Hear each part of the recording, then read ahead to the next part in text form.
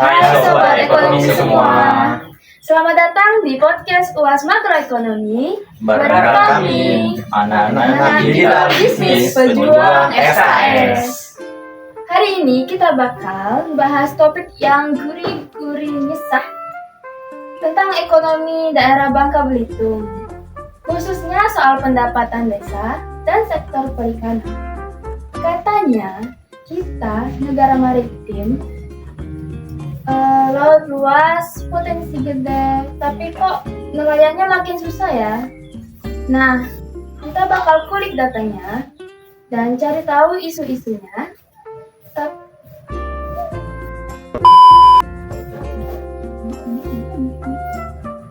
Dan tentu kasih solusi ala-ala anak kampus. Kenalin dulu, gue Fasya sebagai host Kece Badai. Bareng gue ada Gustaf. Oke, gue Gustaf. Gue di sini jadi penanya kritis yang siap nyantil data dan realitanya. Kalau gue Hanif, komentator santai biar podcast ini gak tegang-tegang banget kayak lagi presentasi di depan dosen killer. Waduh. Dan gue Bagus di bagian penyimpul yang paling akhir ngomong tapi yang paling bijak katanya sih. Katanya sih. Lanjut saja kita selalu. A few moments later. Langsung saja kita mulai segmen pertama, judulnya. Oke, kita lanjut ke segmen pertama.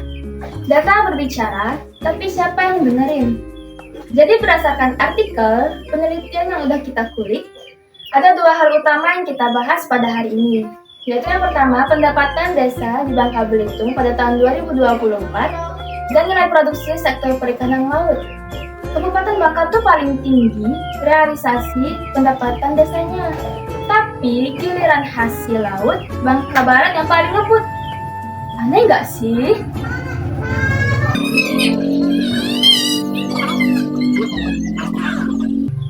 Aneh sih, harusnya yang punya duit juga bisa dorong sektor lainnya gitu. Tapi ini malah kayak punya duit, nggak ngerti cara pakainya. Datanya, Bangka pendapatan desa 113 miliar. Tapi nilai produksinya perikanannya cuma 1 triliun. Bandingin sama Bangka Barat yang nilai produksinya lebih dari 2 triliun. Padahal pendapatan desanya itu jauh lebih rendah daripada Bangka. Ibaratnya, yang satunya tuh dompetnya tebal tapi jago belanja, jarang belanja. Dan satunya lagi, duitnya gak seberapa tapi jago dagang ikan. Lah saya, duit gak ada, ikan pun jarang makan. Nah, itu dia. Ini nunjukin apa ya? Kalau potensi ekonomi daerah itu nggak cukup, cuman diukur dari pendapatan fisiknya doang.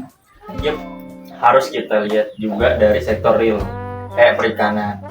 Dan kalau mau jujur, distribusi pembangunan antar wilayah di Bangka Belitung tuh masih timpang banget. Mungkin karena selama ini Bangka sibuk ngurusin timah, jadi Mungkin karena Bangka selama ini sibuk ngurusin timah, lupa sama ikan, atau jangan-jangan ikannya pindah ke kabupaten. Waduh. Oke, sobat ekonomi, tadi itu segmen pertama. Kita udah mulai lihat bahwa di balik angka ada ketimpangan dan cerita. Selanjutnya kita bakal bahas, ini laut luas, ini potensi, atau justru masalah. Yuk ke segmen kedua. Oke, kita lanjut ke segmen yang kedua, lautan potensi atau laut masalah. Oke, balik lagi kita sobat ekonomi. Tadi kita udah bahas tentang ketimpangan pendapatan desa versus produksi perikanan. Sekarang kita bahas sektor lautnya langsung. Indonesia itu negara kepulauan. Bangka Belitung tuh punya laut, punya tongkol, udang, bahkan pantai yang instagramable katanya. Tapi emang beneran sih.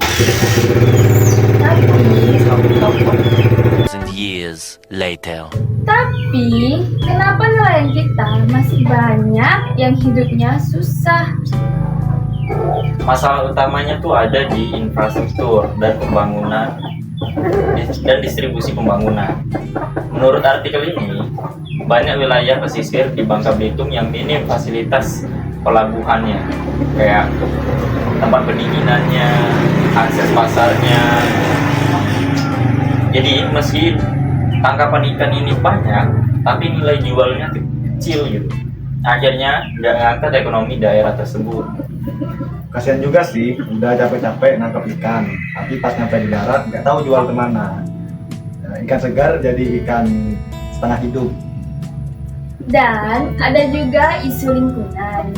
KKP mencatat penurunan hasil tangkapan di beberapa wilayah karena dampak perubahan iklim dan kerusakan ekosistem laut.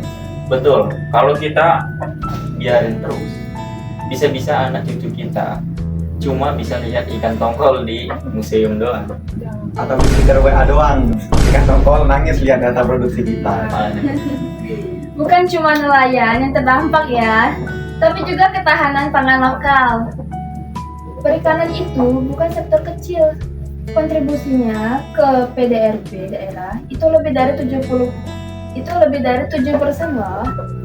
Makanya perlu strategi pengembangan wilayah yang lebih efisien, lebih merata, dan lebih fokus. Kalau enggak, kita cuma ngegali potensi tanpa pernah panen hasil.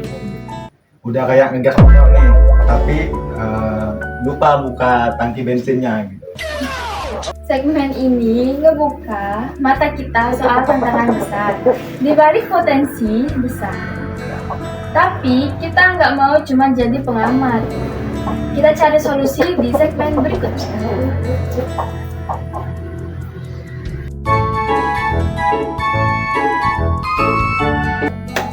Oke, kita lanjut ke segmen yang ketiga. Solusi masa cuma ngopi sambil nunggu badai reda? Nah, setelah kita ngebahas laut sebagai sumber potensi dan sumber masalah, sekarang saatnya kita ngomongin tentang solusi. Gimana caranya biar daerah-daerah yang punya laut yang luas dan hasil tangkapan gede ini bisa benar-benar makmur? Solusi utamanya menurut artikel ini adalah sinergi antara kebijakan fiskal dan pengembangan sektor real. Artinya dana desa yang besar harus dialokasikan juga buat ngangkat sektor perikanan, bukan cuma buat bangun gapura doang.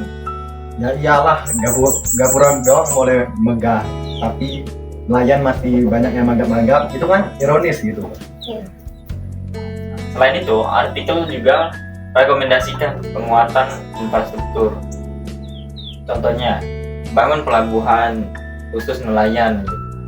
Jangan kan pelabuhan khusus nelayan aja, bangun pelabuhan untuk kapal-kapal gede itu masih kurang efisien. Sorry ya. Lanjut. Fasilitas pendinginan gitu dialokasikan ke situ gitu, dana pemerintahnya, dana daerahnya, atau ke pusat lelang ikan gitu. Nah, ngomongin tentang digital, di artikel juga dibahas soal inovasi e-commerce. Kata peneliti, platform kayak Ikalusa bisa bantu nelayan langsung jual beli ke pembeli tanpa perantara.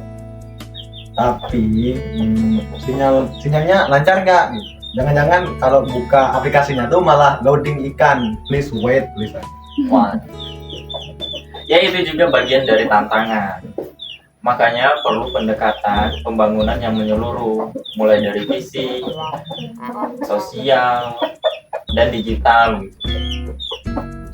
Ada juga saran untuk fokus ke produk olahan seperti nugget ikan yang bisa naikin nilai tambah. Jadi bukan cuma jualan ikan mentah, tapi ikan kreatif juga. Nah itu gua demen gitu. Abon ikan atau abon ikan tuh ibarat investor kecil tapi bikin kenyang jangka panjang. Intinya, jangan cuma lihat laut sebagai sumber tangkapan, tapi sebagai ekosistem ekonomi. Mulai dari nelayan, pengolah, pengepul, sampai ke digitalisasi dan juga pemasaran. Benar. Dan semua itu bukan dari individu doang. Itu harus membutuhkan support dan bantuan dari pemerintah daerah. Jangan cuma bangga data PDRD naik, tapi lupa bikin nelayan sejahtera. Oke, sebelum kita masuk ke bagian penutup dan penyimpulan, kita serahkan dulu ke Bagus buat nge-wrap semua ini. A few moments later. 2,000 years later. One eternity later. Oke, telah tibalah kita ke segmen akhir, yaitu segmen penutup, refleksi dan harapan laut tak sekedar biru. Wah, pembahasan ini hari ini kita bisa dibilang kayak rasanya dari data, realita, sampai solusi. Sekarang saatnya kita simpulkan, dan siapa lagi yang cocok selain sang penyimpul sejati, yaitu Bagus. Oke, terima kasih pada rekan saya Fasa. Nah, dari pembahasan tadi tuh kita bisa ambil beberapa poin penting, yaitu ada ketimbangan nyata di Pulau Bangka Belitung antara pendapatan desa dan nilai produksi perikanan. Nah, potensi laut belum dimanfaatkan optimal karena masalah infrastruktur, distribusi pembangunan, dan dukungan kebijakan yang belum menyeluruh. Nah, solusinya tuh butuh sinergi antara dana desa, sektor perikanan.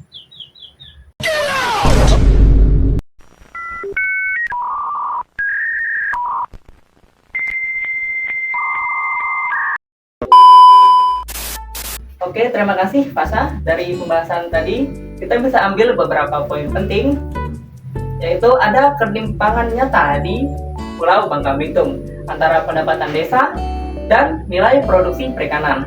Potensi laut juga belum dimanfaatkan dengan optimal karena ada masalah infrastruktur, distribusi pembangunan, dan dukungan kebijakan yang belum menyeluruh.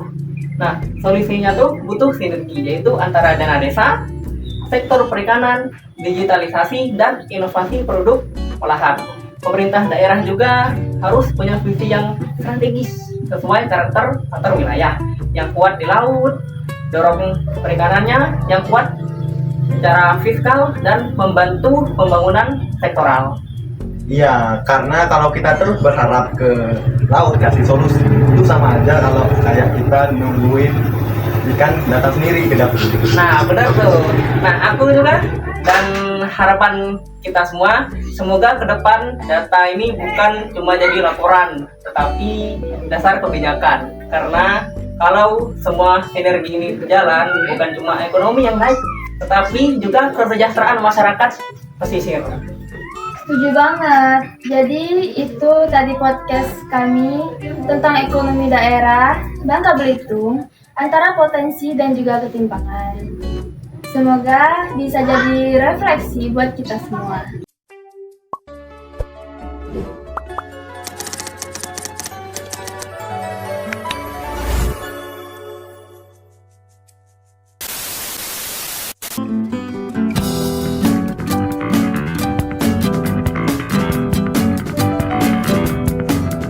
Dan kalau kalian suka dengan podcast semacam ini, jangan lupa kasih like, share, dan jangan jadi penonton doang. Jadi agen perubahan juga dong. Kalau laut bisa kasih ikan, kalian juga bisa kasih komentar di bawah ini.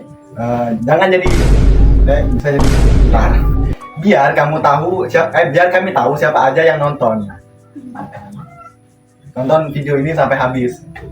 Terima kasih sudah menonton. Sampai jumpa di podcast kritis dan receh berikutnya. Bye. Garing banget.